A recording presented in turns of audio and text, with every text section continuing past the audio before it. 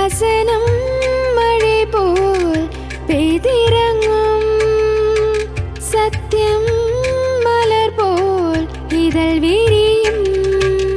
சத்தியம் சத்தியமே, சத்தியம் சத்தியமே, சத்தியம் சத்தியமே, சத்தியம் சத்தியமே.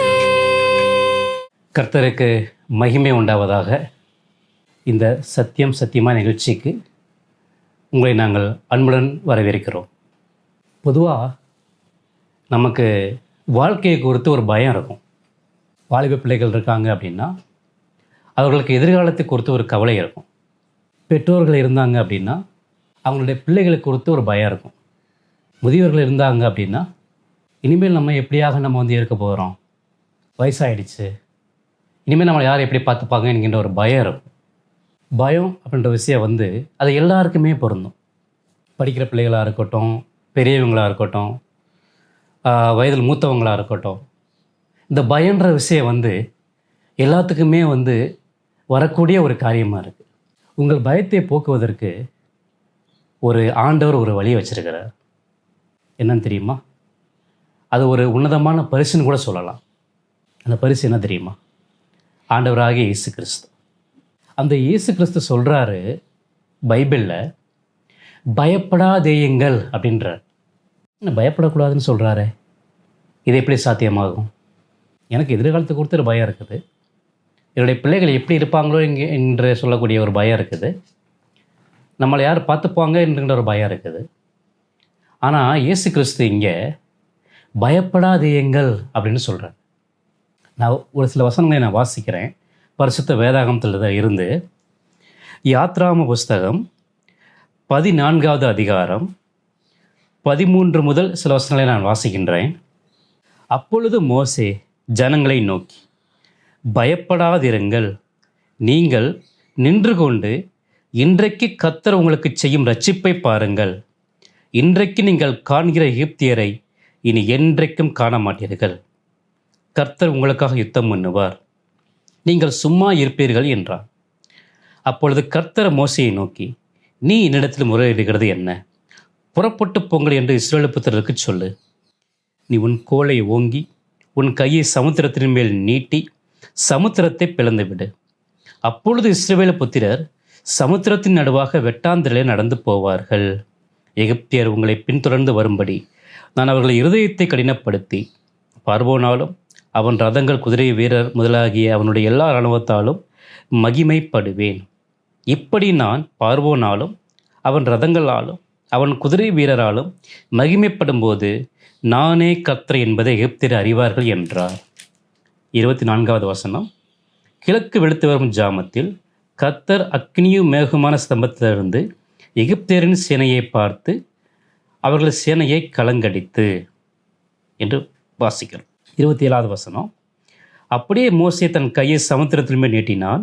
விடியற் காலத்தில் சமுத்திரம் பலமாய் திரும்பி வந்தது. எகிப்தியர் அதற்கு எதிராக ஓடும்போது கர்த்தர் அவர்களை கடலின் நடுவே கவிழ்த்து போட்டார். ஜலம் திரும்பி வந்து ரதங்களையும் குதிரை வீரரையும் அவர்கள் பின்னாக சமுத்திரத்தில் பிரவேசித்திருந்த பார்வோனுடைய இராணுவம் அனைத்தையும் மூடிக்கொண்டது. அவர்கள் ஒருவனாலும் தப்பவில்லை. பைபிளில் ஒரு வரலாற்று சம்பவம் நடக்குது. அது என்னன்னு கேட்டிங்கன்னா, கிட்டத்தட்ட 400 வருஷம் இஸ்ரவேல் ஜனங்கள் எகிப்தில் அடிமையாக இருக்கிறாங்க. அவங்க அடிமைத்தனத்தில் முறையிடுகிற சத்தம் அங்கே ஆண்டவருடைய சந்நிதியில் போய் எட்டுது. அப்போ ஆண்டவர் என்ன பண்ணுறார்? மோசே என்று சொல்லக்கூடிய ஒரு நபர் மூலமாக அந்த மக்களை அடிமைத்தனத்திலிருந்து மீட்டுக்கொள்வதற்காக இந்த மோசையை அனுப்புகிறார். பல்வேறு அடையாளங்கள் அங்கே நடைபெறுகிறது. இறுதியாக என்ன ஆகுது அப்படின்னு கேட்டிங்கன்னா, அந்த இஸ்ரவேல் ஜனங்களை அந்த எகிப்தியர்கள் அனுப்பிச்சி விட்றாங்க, நீங்கள் இங்கேருந்து போங்க அப்படின்னு சொல்லி. போகும்போது என்ன ஆகுது? இவங்க நடந்து போயிட்டு இருக்கும்போதே முன்னாடி ஒரு செங்கடல் அவங்களுக்கு முன்னாடி நிற்கிது. பின்னாடி எகிப்தியருடைய இராணுவம் பின்னாடி தொடர்ந்து வருது. நினச்சி பாருங்கள், 400 வருஷம் அடிமைகளாக இருக்கிறாங்க, 400 வருஷம் அடிமைத்தனத்திலேருந்து வெளியில் வர்றாங்க. மோசஸ் என்கின்ற சொல்லக்கூடிய ஒரு நபர் அவங்கள கூட்டிகிட்டு வர்றாரு. கூட்டிகிட்டு வந்ததுக்கு அப்புறமும் அந்த எகிப்தியர்கள் என்ன பண்ணுறாங்க, தொடர்ந்து வர்றாங்கன்னு சொல்லும்பொழுது எப்படிப்பட்ட பயம் அங்கே உண்டாயிருக்கும். எகிப்தியர்கள் பெரிய ஒரு சேனையோடு வர்றாங்க. அப்போது அந்த பயம் அவங்களை எப்படி தொட்டிருக்குன்னு யோசிச்சு பாருங்கள். அந்த நேரத்தில் மோசஸ் கூட ஆண்டவர் பேசுகிறார். என்ன பேசுகிறார் அப்படின்னா, நீங்கள் பயப்படாதிருங்கள், நீங்கள் நின்று கொண்டு இன்றைக்கு கர்த்தர் உங்களுக்கு செய்யும் ரட்சிப்பை பாருங்கள் அப்படின்ட்டு. பயப்படாதேங்கள். அந்த சுச்சுவேஷனில் நம்ம இருந்து பார்த்தோம் அப்படின்னா நினச்சி பாரு, நமக்கு முன்னாடி செங்கல் இருக்குது, எகிப்தியர் ஆர்மி வந்துட்டு இருக்குது பின்னாடி, ரெண்டுக்கு நடுவாக நம்ம இருக்கிறோம். 3 ஆப்ஷன் தான் இருக்குது. முதல் ஆப்ஷன் சரண்டர் ஆகணும், 2வது செதறி ஓடணும், 3வது கடலில் போய் குதிக்கணும். இந்த 3 ஆப்ஷன் தான். இந்த ஒரு நேரத்தில் அத்தனை மக்கள் வந்துட்டு இருக்கும்போது மோசஸ் என்று சொல்லக்கூடிய நபர் அவர் அந்த மக்களை வந்து உற்சாகப்படுத்துகிறார். என்னென்னு உற்சாகப்படுத்துகிறார் தெரியுங்களா? பயப்படாதீங்கள், do not fear. சகோதர சகோதரிகளே, இந்த பரிசுத்த வேதாகமத்திலே பயப்படாதே என்று அந்த வார்த்தை மட்டும் 365 தடவை இருக்குது. ஒரு வருஷத்துக்கு நமக்கு எத்தனை நாட்கள்? 365. அந்த 365 நாளுமே பயப்படாத, நான் உன் கூட இருக்கேன் அப்படின்னு நம்ம எப்படி வாட்சோம்? இன்றைக்கு கர்த்தர் உங்களுக்கு செய்யும் ரட்சிப்பை பாருங்கள், கர்த்தர் உங்களுக்காக யுத்தம் பண்ணுவார், நீங்கள் சும்மா இருப்பீர்கள். ஒரு இக்கட்டான சூழ்நிலையில் அந்த மக்களை வந்து ஆறுதலப்படுத்தின ஒரு வசனம் வந்து, கர்த்தர் உங்களுக்காக யுத்தம் பண்ணுவார், பயப்படாதீங்க. இன்றைக்கு நீங்கள் கர்த்தர் செய்யக்கூடிய அந்த ரட்சிப்பை பாருங்க அப்படின்னு சொல்லி மோசஸ் மூலம் ஆண்டவர் பேசுகிறார். உங்களுக்கு எதிர்காலத்துக்கு கொடுத்த பயம் இருக்குதா? ஒரு கஷ்டமான சூழ்நிலை மத்தியில் இருக்கிறீங்களா? என்னுடைய எதிர்காலம் என்னவா இருக்குன்ற நினைப்பில் இருக்கிறீங்களா? சகோதர சகோதரிகளே, ஆண்டவராக இயேசு கிறிஸ்து இன்றைக்கு உங்களை பார்த்து சொல்கிறார், பயப்படாதேங்கள், பயப்படாதே, நான் உன் கூட இருக்கிறேன், திகையாதே, கலங்காதே, நான் உன் தேவன் அப்படின்றார். எப்படிப்பட்ட ஒரு உற்சாகம் தரக்கூடிய ஒரு வார்த்தை. அதுக்கப்புறம் என்ன நடக்குதுன்னு பார்த்தீங்கன்னா, ஹைலைட் என்ன நடக்குது, செங்கடல் வந்து அங்கே 2ஆக பிளக்குதுன்னு சொல்லி பார்க்குறோம். செங்கடல் அங்கே 2ஆக பிளந்து அவர்கள் இஸ்ரவேல் ஜனங்கள் வந்து அந்த செங்கடல் நடுவாக நடந்து போகிறாங்க. நடந்து போய் அந்த பக்கம் போனதுக்கப்புறம் பின்னாடி வந்த எகிப்தியர்கள் ஆர்மியும் அவங்களுக்கு பின்னாடியே அந்த செங்கடல் நடுவில் வந்துடுறாங்க. இப்போ என்ன ஆகுது தெரியுங்களா? மோசஸ் தன்னுடைய கையை நீட்டின உடனே அந்த செங்கடலானது எகிப்தியருடைய அத்தனை சேனையுமே வந்து அங்கே மூழ்கடிச்சிட்டு தான் நம்ம பார்க்குறோம். இது உண்மையாகவே நடந்த ஒரு வரலாற்று சம்பவம். நம்மளுடைய வாழ்க்கையில் பயமாக இருக்கட்டும், அல்லது நமக்கு அடுத்து நடக்க போகிற காரியமாக இருக்கட்டும், நமக்காக யார் இருப்பா? எனக்கு ஒரு தேவை இருக்குது, தேவைன்னா யார் வந்து ஹெல்ப் பண்ணுவா? என் பேரண்ட்ஸ் வந்து ஹெல்ப் பண்ணுவாங்க, நம்ம பேரண்ட்ஸ் வந்து ஹெல்ப் பண்ணுவாங்க, நம்ம நெருங்கின க்ளோஸ் ஃப்ரெண்ட்ஸாக இருந்தால் அவங்க வந்து ஹெல்ப் பண்ணுவாங்க, அல்லது ரிலேட்டிவ்ஸ் மேபி அவங்களும் வந்து ஹெல்ப் பண்ணுவாங்க, ரைட்? நம்ம கூட வேலை பார்க்குறவங்க ஹெல்ப் பண்ணுவாங்க. ஆனால் இந்த இடத்துல வந்து ஆண்டவரே வந்து ஹெல்ப் பண்ணுறாரு அந்த மக்களுக்கு. என்ன சொல்லி உற்சாகப்படுத்துறாரு? பயப்படாதே, இன்றைக்கு கர்த்தர் உங்களுக்கு செய்யும் ரட்சிப்பை பாருங்கள், இன்றைக்கு நீங்கள் காணுகிற எகிப்தியரை இனி என்றைக்கும் காண மாட்டீர்கள், கர்த்தர் உங்களுக்காக யுத்தம் பண்ணுவார், நீங்கள் சும்மா இருப்பீர்கள். அடிமையாக இருக்கான், அடிமையாக இருந்து அவன் கிளம்பி வரான். அவங்ககிட்ட என்ன ஆயுதம் இருக்கும்? அவன் என்ன வரும்போது என்ன வாள் எடுத்து வந்திருப்பானா? இல்லை அந்த காலத்தில் யூஸ் பண்ணுற மாதிரி கத்தி வச்சுருப்பானா? கேடகம் வச்சுருப்பானா? இல்லை அவங்ககிட்ட சிறிய கத்தியெல்லாம் இருக்குமா? இதை எதிர்பார்த்தா வந்தானா அவன்? எதுவுமே இல்லை அவன் கையில். அவங்களுக்கு இருந்த ஒரே அடைக்கலம், ஒரே ஹோப் வந்து கர்த்தர் மட்டும்தான். பின்னாடி வந்த சம்பவத்தை நம்ம வாட்சோம். உண்மையாகவே இந்த நடந்த வரலாற்று சம்பவம் இஸ்ரேல் ஜனங்களுடைய வாழ்க்கையில் நடந்த ஒரு முக்கியமான விஷயம். அவர்கள் வந்து என்றென்று நாங்கள் அடிமையாக இருந்தோம் அப்படிங்கிறத அவங்க நினைவு கூர்ந்துக்கிட்டே இருப்பாங்களாம்.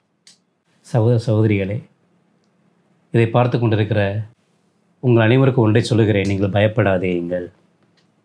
கர்த்தர் உங்கள் கூட இருக்கிறார். உங்களுக்காக அவர் யுத்தம் பண்ணுகிற தேவனாக இருக்கிறார், துணை நிற்கிற தேவனாக அவர் வந்து இருக்கிறார். கர்த்தர் இன்றைக்கும் கூட அவர் ரட்சிப்பை அள்ளுகிற தேவனாக இருக்கிறார். உங்கள் சூழ்நிலை எதுவாக இருக்கட்டும், இந்த வியாதி எனக்கு இருக்குது, யாராலும் சுகமாக்க முடியல, எனக்கு வந்து கடன் இருக்குது, கடன் பிரச்சனை யார் என்னை விடுவிப்பாங்க, எனக்கு வந்து ஃப்ரெண்ட்ஸ் மூலமாக எனக்கு நிறைய பிரச்சனைகள் வருது. சகோதர சகோதரிகளே, எதை கொடுத்து நீங்கள் பயப்பட வேண்டாம். அன்றைக்கு இஸ்ரவேல் ஜனங்களை பாதுகாத்த, ரட்சித்த, கேடகமாக இருந்த ஆண்டவர் தான் இன்றைக்கும் அவர் ஜீவிக்கிற தேவனாக இருக்கிறாரு. இன்றைக்கும் ஒரு உயிரோடு இருக்கிறாரு. நீங்கள் போகிற இடமெல்லாம் கர்த்தர் உங்களை பார்த்துக்கிட்டே இருக்காருன்னு உங்களால் நம்ப முடியுதுங்களா? உண்மையாக பைபிளில் எழுதப்பட்ட அத்தனை வார்த்தைகளும் ஜீவனுள்ள வார்த்தைகள், உயிருள்ள வார்த்தைகள். இது நீங்கள் உண்மையாகவே நீங்கள் நம்பலாம். நீங்கள் இயேசு கிறிஸ்துட்ட வரலாம். ஆண்டவர்கிட்ட வந்து நீங்கள் வந்தீங்கன்னா கண்டிப்பாக உங்களுக்கு வந்து ஆண்டவர் வந்து இந்த பயத்தை போக்கக்கூடிய ஒரு கிருபையை வந்து ஆண்டவர் கொடுப்பார். அது மாத்திரம் இல்லை, ஆண்டவர் வந்து எல்லாவற்றிலையுமே வந்து அவர் படைத்து சர்வத்தையும் ஆளுகை செய்கிற தேவன். எல்லாமே அவர் மூலமாக தான் உண்டானுச்சு. உண்டானதெல்லாம் அவர் மூலமாக வந்து உண்டாகலை. சகோதர சகோதரிகளே, எல்லாமே அவருடைய ஆளுகைகளாக தான் இருக்குது. கொஞ்ச நாளைக்கு முன்னாடி லாஸ் ஏஞ்சல்ஸில் நடந்த ஒரு தீ, அவங்க என்ன பண்ணுறாங்க அப்படின்னா, ஆண்டவரை வந்து அவர்கள் வந்து கேலி செய்கிறாங்க, கிண்டல் பண்ணுறாங்க. யார் வந்து ஃபயராக பேசுவா அப்படின்னு சொல்லி ஒரு ஃபிலிம் இண்டஸ்ட்ரி நடத்துகிற ஒரு அவார்ட் செரமனியில் ஆண்டவரை வந்து ஒரு ஜீரோ மென்ஷன் சொல்லி அவங்க வந்து ஆண்டவரை வந்து சொன்னதுன்னு இல்லாமல், மென்ஷன் பண்ணதுன்னு இல்லாமல், இந்த தெய்வ பயம் இல்லாத இந்த சிட்டியில் வந்து ஆச்சரியப்படுறதுக்கு ஒன்றும் இல்லை அப்படின்னு சொல்லி அவங்க சொன்ன 48 மணி நேரம் கழித்து அங்கே ஒரு தீ வந்து ஒன்று பரவுது. லைட்டாக ஆரம்பித்த அந்த தீ என்ன தெரியுங்களா, மொத்த லாஸ் ஏஞ்சல்ஸ் சிட்டியவே வந்து காலி பண்ணிடுச்சு. ஒவ்வொரு வீடுகளும் மில்லியன் கணக்கில் உள்ள அந்த வேல்யூ இருக்கக்கூடிய வீடுகள். அங்கே இருக்கிறவங்க ஃபுல்லாமே அந்த ரிச்சான பீப்புள். அமெரிக்காவில் 2வது லார்ஜஸ்ட் சிட்டி அதுதான் லாஸ் ஏஞ்சல்ஸ். அந்த சிட்டியில் நினச்சி பாருங்கள், அவன் வந்து அவ்வளோ பணத்தை இன்வெஸ்ட் பண்ணி வீடு கட்டியிருக்கான். அவ்வளோ பணத்தை இன்வெஸ்ட் பண்ணி அவன் வந்து அந்த வாங்கி போட்டிருக்கான் அந்த இடத்த. என்னுடைய ஃப்யூச்சருக்கு நான் இங்கே தான் இருக்க போகிறேன், என்னுடைய எதிர்காலம் வந்து இனிமேல் இங்கே தான். இத்தனை பணம் செலவு பண்ணி அந்த இடத்த வந்து நான் வாங்கி போட்டிருக்கேன்னு சொல்லி எத்தனை பேர் அதை ட்ரீமாக வாங்கி போட்டிருப்பாங்க. சகோதர சகோதரிகளே, ஆண்டவர் வந்து அவர் வந்து நம்மளை ஒரு விளையாட்டாக நடத்தக்கூடிய ஆண்டவர்கள் நம்முடைய ஆண்டவர். அவரை கேலி செய்கிற அளவுக்கு இருக்கக்கூடிய ஆண்டவர்கள் நம்முடைய ஆண்டவர்.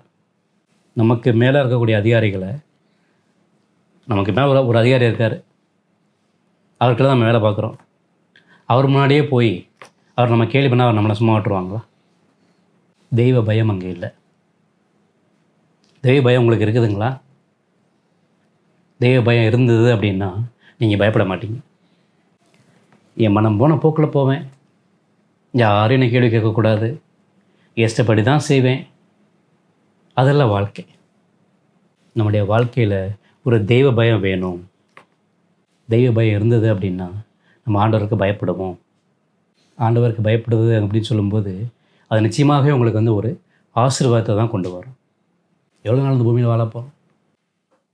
60 வருஷம், 70 வருஷம், 80 வருஷம், நாளைக்கு இருப்போமா அப்படிங்கிறது தெரியாது. நம்முடைய வாழ்நாள் மிக மிக மிக குறியது. நீங்கள் கேள்விப்பட்டிருப்பீங்கன்னு நினைக்கிறேன். ஒரு 24 வயசு பையன், ஜிம்முக்கு போயிட்டு இருந்த பையன், நல்லா ஒர்க் அவுட் பண்ணி உடம்பெல்லாம் நல்லா வச்சுருந்த ஒரு பையன் திடீர்னு வந்து இறந்து போயிட்டான். அவன் நினச்சி பார்த்துருப்பானா? அவனை நினச்சிருப்பான், நம்ம நல்லா எக்ஸசைஸ் பண்ணுறோம், ஒரு நல்ல தீர்காயுசு நம்ம இருப்போம், நல்ல ஒரு 70-80 வயசு வரைக்கும் நம்ம ஹெல்த்தியாக இருப்போம் அப்படின்னு நான் நினச்சிருப்பானா? அன்பான இதை பார்த்து கொண்டு இருக்கிற சகோதர சகோதரிகளே, உங்கள் வாழ்க்கையில் பயம் இருக்கா? ஆண்டவர்கிட்ட வாங்க. கர்த்தர் நன்மையை செய்யக்கூடிய தேவன். கல்வாரி சிலுவையிலே உங்களுக்காக ஜீவனையே கொடுத்த ஆண்டவராகிய இயேசு கிறிஸ்து உங்களுக்காக யுத்தம் பண்ணுவார். உங்களுக்காக ஜீவனையே கொடுத்த ஆண்டவராகிய இயேசு கிறிஸ்து சொல்லுகிறார், பயப்படாதே அப்படின்றார். பயப்படாதே, திகையாதே, கலங்காதே, நான் உன் தேவன் அப்படின்றார் ஆண்டவர். இந்த தேவனை பற்றி இப்போ நம்ம பார்க்குறோம். நீ பயப்படாதே, இன்றைக்கு கர்த்தர் உங்களுக்கு செய்யும் இந்த ரட்சிப்பை பாரு. கர்த்தர் உனக்காக யுத்தம் பண்ணுறார், நீங்கள் சும்மா இருப்பீர்கள். உண்மையாகவே அந்த இஸ்ரவேல் ஜனங்களை குறித்து நான் சொன்ன இந்த சம்பவம் உண்மையாகவே நடந்த சம்பவம். ஏதோ பரிசுத்த வேதாந்தத்தை நாங்கள் வச்சுட்டு ஏதோ நாங்கள் சொல்லி கொண்டு இருக்கலை. இது ஒவ்வொன்றும் ஜீவனுள்ள வார்த்தைகள், பரிசுத்தவினால் நிரப்பப்பட்டு ஆண்டவருடைய மூலமாக தேவ புத்திரர்களை இந்த பைபிளை எழுதுகிறாங்க. உங்களுக்கு பரிசுத்த வேதாகம் கிடைக்கும்போது இதை வாசித்து பாருங்கள். உண்மையாகவே உங்களுக்கு நிச்சயமாக ஒரு மன மாற்றத்தை நீங்கள் பார்ப்பீங்க. இந்த வசனத்தின் மூலமாக நீங்கள் படிப்பதன் மூலமாக நீங்கள் ஆறுதலை பெறுவீங்க. இந்த பரிசுத்த வேதாகமத்தை நீங்கள் படிப்பதன் மூலமாக புது தைரியம் உங்களுக்கு கிடைக்கும். எதை கொடுத்து நீங்கள் கவலைப்பட மாட்டீங்க, எதிர்காலத்தை கொடுத்து கவலைப்பட மாட்டீங்க, கடன் பிரச்சனை கொடுத்து கவலைப்பட மாட்டீங்க, உங்களுடைய மற்ற தேவைகளை கொடுத்து பயப்பட மாட்டீங்க, நீங்கள் நாளைக்கு என்ன நடக்குன்னு சொல்லி கவலைப்பட மாட்டீங்க. உங்களுக்கு ஒரு நித்திய ஜீவனை கொடுப்பதற்காக ஆண்டவராக இயேசு கிறிஸ்து நம்மளை உற்சாகப்படுத்துவதற்காக இந்த வசனத்தை நமக்கு வச்சிருக்கிறார். மீன் தீம் என்ன தெரியுங்களா? பயப்படாதே என்று சொன்ன ஆண்டவர் உங்களுக்காக ஜீவனையை கொடுத்துருக்கிறார். பயப்படாதே என்று சொன்ன ஆண்டவர் பல நூறு சர்வத்தையும் படைத்து சர்வத்தையும் ஆளுகை செய்து கொண்டு இருக்கிறார். பயப்படாதே என்று சொன்ன ஆண்டவர் இன்றைக்கும் ஜீவிக்கிறார். பயப்படாதே என்று சொன்ன ஆண்டவர் இந்த ஒரு நாளே வரப்போகிறார்.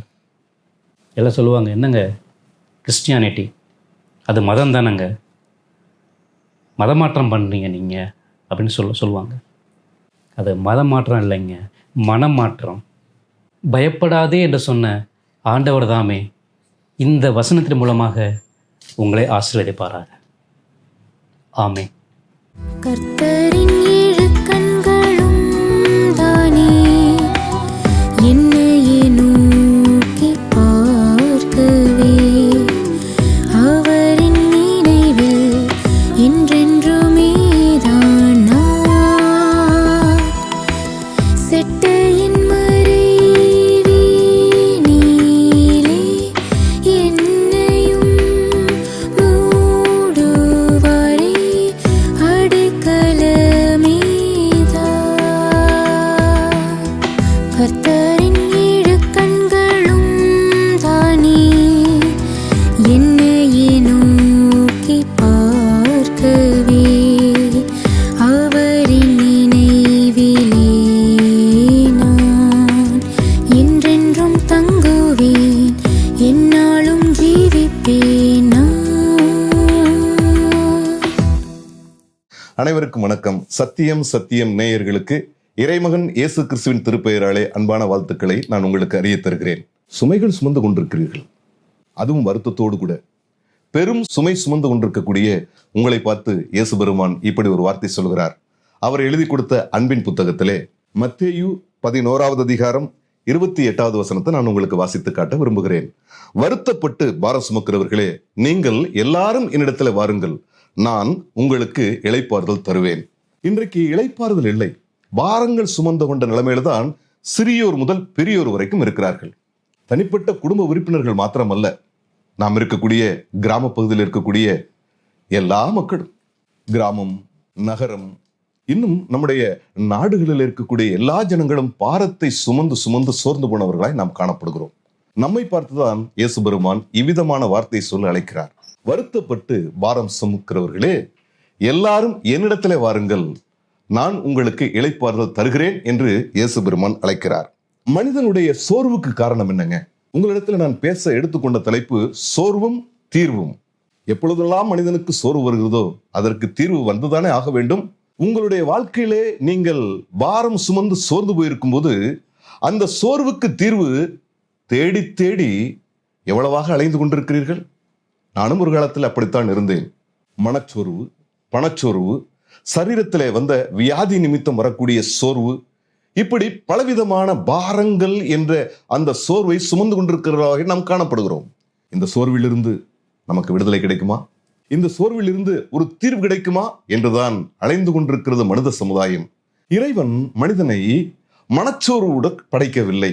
மிகுந்த சந்தோஷம் உள்ளவனாக, சமாதானம் உள்ளவனாக, அன்பு நிறைந்தவனாக, பரிசுத்தம் உள்ளவனாகத்தான் அவர் படைத்தார். ஏனென்றால் அவருடைய படைப்புகளிலே மிருக இனம், மீன் இனம், பறவை இனம் இப்படி எல்லாவற்றையும் படைத்தாலும் மனிதனை மாத்திரம் தன்னுடைய சாயலிலே படைத்தார், அவர்களை ஆணும் பெண்ணுமாக படைத்தார் என்று நாம் பார்க்கிறோம். எனவே மனிதன் விசேஷித்த வண்ணமாக தேவனாலே சிருஷ்டிக்கப்பட்ட மனிதன். அவனுக்கு எந்த விதமான பாரங்களும் இல்லை தெய்வம் அவனை படைக்கும் போது. ஆனால் எப்பொழுது தேவனுடைய திருவார்த்தைக்கு கீழ்ப்படியாமல் அவன் மீறி பாவம் செய்தானோ அந்த நாளிலிருந்து இந்த நாள் வரைக்கும் மனிதன் பாரங்களை சுமந்து கொண்டிருக்கிறவனாய் காணப்படுகிறான். முதல் ஆதி மனிதன் மாத்திரமல்ல, அவனுடைய வித்துக்களாய் இருக்கக்கூடிய இன்றைக்கு மாத்திரம் உலகத்துல ஏறக்குறைய 800 கோடி ஜனங்கள் இருப்பதாக நாம் அறிகிறோம். 800 கோடி ஜனங்களும் பாரத்தை சுமந்தவர்களாக நாம் காணப்படுகிறோம். நிறைய பாரங்கள். இந்த பாரங்களில் இருந்து நமக்கு ஏற்பட்ட மனசோர்வை நீக்குவதற்காக இன்றைக்கு மனிதன் பல பிரயத்தனங்களை செய்து கொண்டிருக்கிறான். திருக்கோயில்களை தேடி ஓடுகிறான், தொழுகை கூடங்களை தேடி ஓடுகிறான், தேவாலயங்களை தேடி ஓடுகிறான், பல மைல் நடக்கிறான், பல ஆயிரக்கணக்கான ரூபாய்களை செலவு செய்து எப்படியாவது நம்முடைய மனச்சோர்விலிருந்து நமக்கு தீர்வு கிடைக்க வேண்டும் என்று அலைந்து கொண்டே இருக்கிறான். ஆனால் மனச்சோர்விலிருந்து உங்களுக்கு தீர்வு கிடைத்திருக்கிறதா? இல்லையே. உங்களுடைய மனச்சோர்வை நீக்க உங்களை தொட்டு படைத்த இறைவனாகிய இயேசு கிறிஸ்துவால் தான் முடியும். ஏனென்றால் உங்களைப் போல மனசோர்வோடு கூட காணப்பட்டவன் நான். வாழ்வதா சாவதா என்ற ஒரு கொடிய நிலைமைக்கு போய் என்னை நானே மாய்த்துக் கொள்ளக்கூடிய ஒரு சூழலுக்கு போகும்போதுதான் என்னுடைய மனசோர்வை நீக்குவதற்கு ஒருவர் இருக்கிறார், அவர் உயிரோடு இருக்கிறார் என்பதை நான் அறிந்து கொண்டேன். அவர் யார்? அவர்தான் ஆண்டவராகிய இயேசு கிறிஸ்து. அகிலமும் அறிந்திருக்கக்கூடிய தெய்வம் என்னையும் நம்மையும் அறிந்திருக்கிறார். நாம் சுமந்து கொண்டிருக்கக்கூடிய பாரங்களை அறிந்திருக்கிறார். நாம் சுமந்து கொண்டிருக்கக்கூடிய மனச்சோர்வுகளை அறிந்திருக்கிறார். அதிலிருந்து தீர்வு கொடுக்கவும் அவரே அறிந்திருக்கிறார். அப்ப மனச்சோர்விலிருந்து விடுதலை கொடுக்கிறவர் யார் என்று தெரிந்த பிறகு இன்னும் ஏன் தாமதம்? வாருங்கள், என்னிடத்திலே வாருங்கள் என்று இருகரம் விரித்தவராய், இதயத்தை திறந்தவராய் இயேசு பெருமான் உங்களை பார்த்து அன்போடு கூட அழைக்கிறார். என்னிடத்துல வாருங்கள், நான் உங்களுக்கு இளைப்பாறுதல் தருவேன் என்று இயேசு பெருமான் சொல்கிறார்.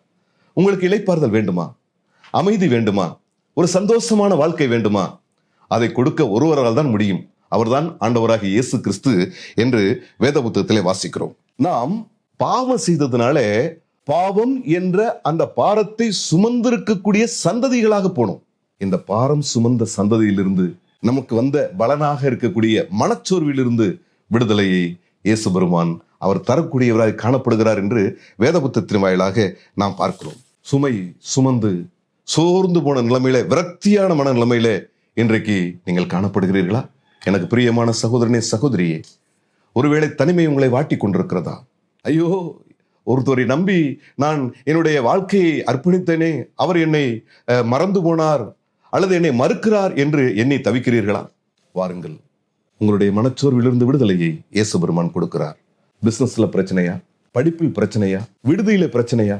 எல்லா பகுதிகளிலும் பிரச்சனை உண்டு. எல்லா பகுதிகளிலும் உங்களுக்கு மனச்சோர்வை கொடுக்கக்கூடிய சம்பவங்கள் தான் நடந்து கொண்டிருக்கிறது. எங்குமே ஒரு நிம்மதியாக சமாதானமாக நாங்கள் வாழ்ந்து கொண்டிருக்கிறோம் என்ற செய்தி நம்முடைய காதுகளிலே இந்த நாட்களிலே விழுவதே கிடையாது. காரணம் என்ன தெரியுமா? நம்முடைய பாரங்கள், சுமைகள் தான். ஆனால் இதுல மிகவும் பெரிய பாரமாக, சுமையாக எது இருக்கிறது என்றால் பாவம் என்பதை நீங்கள் நானும் புரிந்து கொள்ள வேண்டும். பாவ சுமையை தான் நீங்கள் சுமந்து கொண்டிருக்கிறீர்கள். இந்த பாவ சுமையோடு கூட நீங்கள் நானும் ஒரு நிமிஷம் நிம்மதியா இருக்க முடியுமா? பாவம் கூரிய கத்தியை போல நம்மை குத்தி கொண்டே இருக்குமே. பாவத்தினுடைய சம்பளம் உங்களுக்கு தெரியுமா? நரகம் என்று வேத புத்தகம் சொல்கிறது. பாவத்தினுடைய சம்பளம் மரணம் என்றால் நரகம். பாவம் செய்யக்கூடிய ஆத்மா சாகும். எனவே இந்த பாவம் செய்த அந்த பாரமானது என்னையும் நம்மையும் வருத்துவதனாலே நிம்மதி இழந்து, சமாதானம் இழந்து, மனசோர்வு உள்ளவர்களாக நாம் காணப்படுகிறோம். அதற்கு ஒரே ஒருவர் தான் தீர்வு கொடுக்க முடியும். அந்த தீர்வு கொடுக்கிற தெய்வம் ஆண்டவராகிய இயேசு கிறிஸ்து என்று வேத புத்தகம் நமக்கு சொல்கிறது. ரெஸ்ட், ஸ்ட்ரென்த், எனர்ஜி, இது மூன்றும் இயேசு பெருமான் நமக்கு கொடுக்கிறார். இளைப்பாறுதல், பலன், ஊக்கம், இந்த மூன்றையும் தரக்கூடியவர் தான் நம்முடைய ஆண்டவராகிய இயேசு கிறிஸ்து என்பதை நாம் புரிந்து கொள்ள வேண்டும். ஒரு காலத்திலே நான் நிம்மதி இழந்து இருந்தேன். நான் செய்த அந்த பாவமானது, அந்த பாரம் என்னை போட்டு வருத்தி கொண்டே இருந்தது. உங்களையும் வருத்துகிறது தானே? நீங்களும் மனிதர்கள் தானே? உங்களையும் வருத்தத்தான் செய்யும். எனவே இந்த பாவ பாரத்தோடு கூட நீங்கள் எங்கே போனாலும் நிம்மதியாய் உறங்க முடியாது, மகிழ்ச்சியாய் வாழ முடியாது. எத்தனை கோயில் ஏறி இறங்கினாலும் உங்களுடைய வாழ்க்கையில் இருக்கக்கூடிய பாவம் உங்களுக்கு நிம்மதியை இழக்க செஞ்சிடும். எனவே அன்பானவர்களே, உங்களுடைய மனசோர்வுக்கு தீர்வு ஆண்டவராகிய இயேசு கிறிஸ்து மட்டும்தான். சோர்வோடு இருக்கிறீர்களா? வாருங்கள் இயேசுவிடம். தீர்வோடு கூட நீங்கள் நிம்மதியாய் உங்களுடைய லைஃப் ஜெர்னியில மிகுந்த சந்தோஷமுள்ளவர்களாய் வாழ்வதற்கு இயேசு பெருமான் உங்களை அன்போடு கூட அழைக்கிறவராக காணப்படுகிறார் என்று வேத புத்தகத்திலே வாசிக்கிறோம். எனவே அந்த இயேசு கிறிஸ்துவை நீங்கள் அவருடைய அழைப்புக்கு இணங்கி அவரிடத்துல வாங்க. இந்த இயேசு பெருமான் இடத்துல வந்தவர்களுக்கு எல்லாமே மனசோர்வுகள் எல்லாம் நீங்கினவர்களாக அவர்கள் இன்றைக்கு மிகுந்த சந்தோஷத்தை அனுபவித்துக் கொண்டிருக்கிறார்கள். பல கோடி பேர். அதுல ஒரு ஆள் நான். பிரியமானவர்கள், இந்த இயேசுவானவரிடத்துல வரும்போது தீயவர், திருடர், கொலைஞர், பகைஞர் எல்லாமே மாற்றம் பெற்றார்கள். அவருடைய வாழ்க்கையில் இருக்கக்கூடிய சோர்வுகள் எல்லாம், பாரங்கள் எல்லாம் அது நீங்கி போனது. ஏன் நீங்கினது தெரியுமா? ஆண்டவராகிய இயேசு கிறிஸ்து மனிதர்களை விசாரிக்கிறவராய் இருக்கிறார். வேத புத்தகத்திலே நாம் வாசிக்கிறோம், அவர் உங்களை விசாரிக்கிறவர் ஆனபடியினால் உங்கள் பாரங்களை அவர் மீது வைத்து விடுங்கள். கர்த்தர் மீது உன் பாரத்தை வைத்து விடு, அவர் உன்னை ஆதரிப்பார். பாரத்தை சுமக்காதீங்க. உங்களுடைய பாரத்தை இறக்கி வைக்கக்கூடிய இடம் அதுதான். கிராம பகுதியில சுமதாங்கி கல்லுன்னு ஒண்ணு இருக்கும். சுமையை இறக்கி வச்சுட்டு மறுபடியும் சுமையை தூக்கிட்டு போகணும். ஆனால் ஆண்டவராகிய இயேசு கிறிஸ்து உங்களுடைய சுமைகளை வாங்கி கொண்டு மறுபடியும் உங்களை ஏற்றி விடுகிறவர் அல்ல. உங்களுடைய பாவ பாரங்களை எல்லாம் ஆண்டவராகிய இயேசு கிறிஸ்துவிடத்தில் நீங்கள் கொடுக்கும் போது அதை அவரே எடுத்துக்கொண்டு அதை முழுவதுமாக மறப்பதற்காக ஒரு மூட்டை போல கட்டி தன் முதுகு பின்பதாக எரிந்து விடுகிறார், அல்லது கடலின் ஆழத்திலே அவர் போட்டு விடுகிறார். எனவே இந்த ஆண்டவராகிய இயேசுவிடத்தில் வரும்போது உங்களுக்கு என்ன கிடைக்கும்? உங்களுடைய சோர்விலிருந்து தீர்வு கிடைக்கும். மிகுந்த சந்தோஷத்தை, சமாதானத்தை நீங்கள் பெற்றுக்கொள்ள முடியும் என்று திருவள்ளுவமானது நமக்கு சொல்லிக் கொடுக்கக்கூடியதாய் காணப்படுகிறது. எனவே அன்பானவர்களே, மனச்சோர்வோடு காணப்படுகிறீர்களா? வாருங்கள், இயேசு உங்களை அன்போடு கூட அழைக்கிறார். நம்முடைய பாவங்களை நாம் அறிக்கை செய்து விட்டுவிட வேண்டும். மனம் திரும்பிய அனுபவத்தோடு கூட இந்த இயேசு பெருமானை சேவிக்க நீங்களும் நானும் வரும்போது நிச்சயமாகவே உங்களுடைய பாவங்களில் இருந்து மன்னிப்பு, உங்களுடைய மீறுதலில் இருந்து மன்னிப்பு மாத்திரமல்ல, உங்களுக்கு ஒரு புதிய வாழ்க்கையை ஆண்டவராகிய இயேசு கிறிஸ்து கொடுக்கிறார். மனம் திரும்பிய அனுபவத்தோடு கூட நீங்கள் வரும்போது ஆண்டவராகிய இயேசு கிறிஸ்து உங்களுடைய மனம் திரும்புதலை அவர் ஆசீர்வதித்து, நாம் அவருடைய பிள்ளைகள் என்ற அந்த அந்தஸ்தை கொடுத்து உங்களை ஆசீர்வதிக்கக்கூடிய தேவனாக காணப்படுகிறார். எந்த பிரச்சனைகள், எந்த பாரங்கள், இப்படிப்பட்ட சுமைகளோடு காணப்படுகிறீர்களா? வாருங்கள், இன்றைக்கே வாருங்கள். நாளைக்கு என்று தள்ளி போடாதீர்கள். நாளை என்பது உங்களுடைய கரத்திலே இல்லை. நேற்று நம்மை விட்டு கடந்து போனது. இன்று மாத்திரம்தான், இந்த நிமிஷம் மாத்திரம்தான் நம்முடைய கையில இருக்கிறது. அடுத்த 10வது நிமிஷம் உங்களுக்கும் எனக்கும் என்ன நடக்கும் என்று தெரியுமா? எனவே இப்பொழுதே ஒரு நல்ல தீர்மானம் எடுங்கள். இயேசு பெருமான் அழைக்கிறார், வருத்தப்பட்டு பாரம் சுமக்கிறவர்களே எல்லாரும் என்னிடத்தில் வாருங்கள். வேறொரு இடத்தை அவர் காண்பிக்கவில்லை. இயேசுவை பின்பற்றி வந்த புனிதர்களையோ மற்ற சமய தலைவர்களையோ நீங்கள் நான் நம்பி போய் வாழ்க்கையில சோரமோட நிலைமைக்கு போயிட வேண்டாம். இயேசு பெருமான் மாத்திரம்தான் வருந்தி அழைக்கிறார். இவர்தான் நம்முடைய பாவங்களையும் அந்த பாவத்துக்குரிய சாபங்களையும் தண்டனைகளையும் சுமந்து கொண்டு சிலுவையிலே அவர் அடிக்கப்பட்டு நொறுக்கப்பட்டு இரத்த சிந்தி மரித்தார். அவர் அடக்கம் பண்ணப்பட்ட 3ஆம் நாள் உயிரோடு கூட எழுந்தார். உயிர்த்தெழுந்த ஆண்டவராகிய இயேசு கிறிஸ்து இருகரம் விரித்தவராய் தன்னுடைய இதயத்தை திறந்தவராக உங்களை அன்போடு கூட அழைக்கிறார். வாருங்கள் என் அண்டையிலே. ஆம் பிரியமானவர்களே, இவரை போல உங்களை நேசிப்பதற்கு வேறொரு நபர் யாரும் இல்லை. எனவே உங்களை அன்போடு கூட அழைக்கும் போது இந்த அழைப்பின் சத்தத்துக்கு கீழ்ப்படிந்து இவரை உங்களுடைய வாழ்க்கையிலே சொந்த இரட்சகரும் ஆண்டவருமாக ஏற்றுக்கொண்டு மனம் திரும்பி வாருங்கள். ஒரு புதிய வாழ்க்கையை இயேசுவோடு கூட நீங்கள் வாழ்வதற்கு துவங்குங்கள். ஆண்டவராகிய இயேசு கிறிஸ்து உங்களை ஆசீர்வதித்து அவருடைய பரிசுத்த நாமத்தை மகிமைப்படுத்துவாராக. ஆமென். சத்யம் சத்யமே, சத்யம் சத்யமே, சத்யம் சத்யமே.